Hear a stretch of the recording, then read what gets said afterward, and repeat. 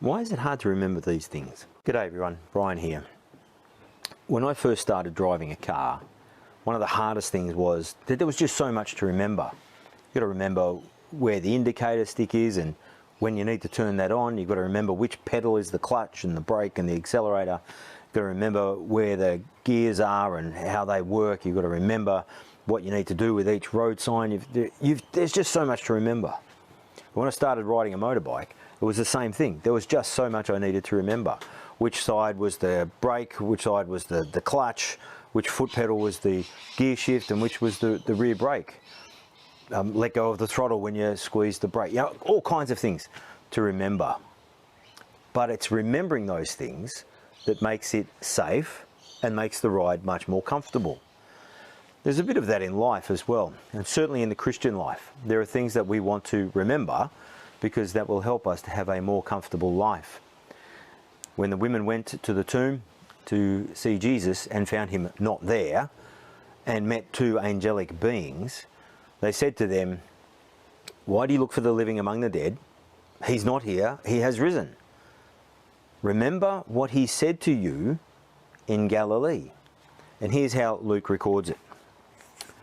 "The Son of Man must be delivered into the hands of sinful men, be crucified, and on the third day be raised again."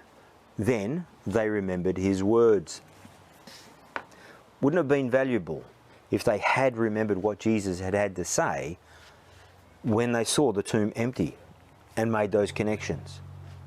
A lesson here for us today is to keep remembering, to remember what Jesus has had to say and to hold on to that, to keep that in our minds, to remember what Jesus had to say about himself, that he would be handed over to sinful men, that he would die, that he would be raised again.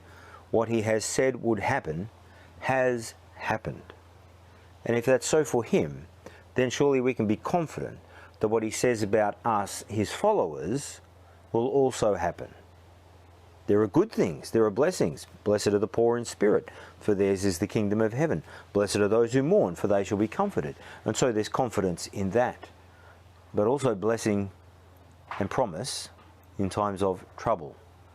Blessed are you when people persecute you and say all kinds of things against you because of me. We know that we'll have blessings, we know that we will have trouble. But because of the resurrection of Jesus, we have confidence in both things. I hope you enjoy your day today. Keep your eyes on Jesus. Keep your eyes out of the sun if you can. I'll see you tomorrow. Bye-bye.